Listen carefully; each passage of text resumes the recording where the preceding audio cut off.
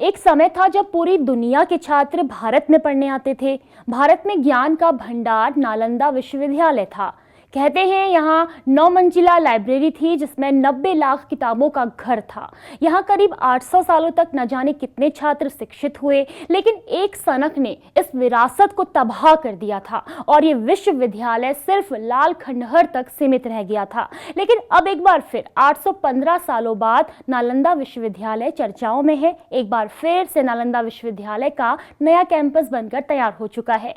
पूर्व राष्ट्रपति doctor APJ Abdul Kalam के सपनों की नालंदा अब साकार रूप ले रही है। नमस्कार, मेरा नाम है रेनू प्रीति, आप देख रहे हैं खबर उत्तराखंड।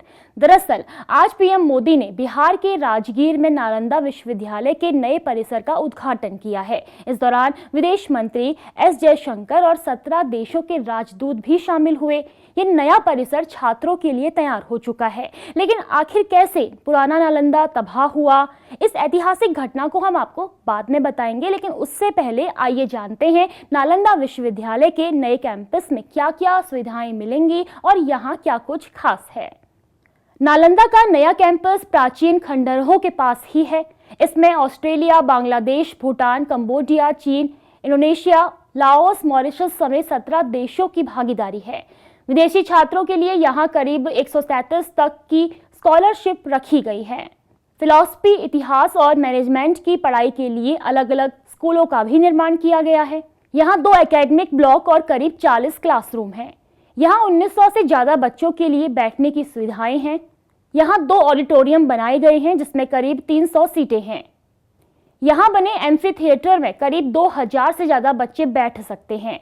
छात्रों के लिए फैकल्टी क्लब और स्पोर्ट्स कॉम्प्लेक्स भी बनाए गए हैं। यहाँ पर्यावरण के अनुकूल पढ़ाई होगी। पानी को रिसाइकिल करने के लिए प्लांट लगाया गया है। अगर हम इसके इतिहास की बात करें तो 1190 के दशक में तुर्क अफगान सैन्य जनरल बख्तियार खिलजी बहुत बीमार पड़ा।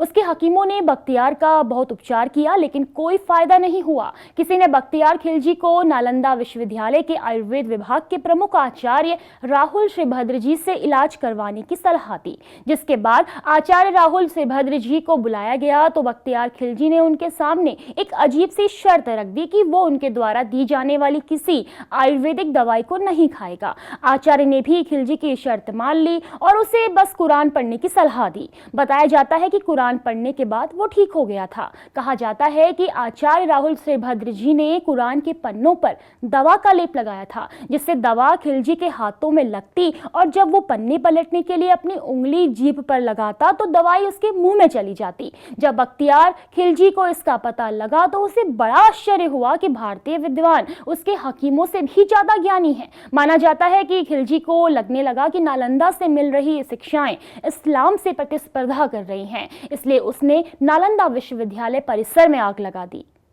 बता दें कि नालंदा के अवशेष अब यूनेस्को की विश्व धरोहर स्थली में शामिल हैं। हर साल बड़ी संख्या में लोग इस ऐतिहासिक ज्ञान के केंद्र के अवशेषों को देखने आते हैं। नालंदा विश्वविद्यालय का परिसर इतना विशाल था और यहाँ इतनी किताबें थी कि हमलावरों द्वारा लगाई गई आग करीब 3 महीने तक जलती रही थी। इस आग ने न सिर्फ शिक्षा के केंद्र को जलाया था, बल्कि सदियों के ज्ञान और विरासत को भी तबाह कर दिया था। हालांकि अब एक बार फिर इसी प्राचीन नालंदा विश्वविद्यालय के पास ही नए परिसर के उद्घाटन से छात्रों में खुशी की लहर है। फिलहाल खबर पर इतना ही। देश और दुनिया की बाकी बड़ी खबरों को देखने के लिए आप देखते रहें खबर उत्तराखंड। नमस्कार।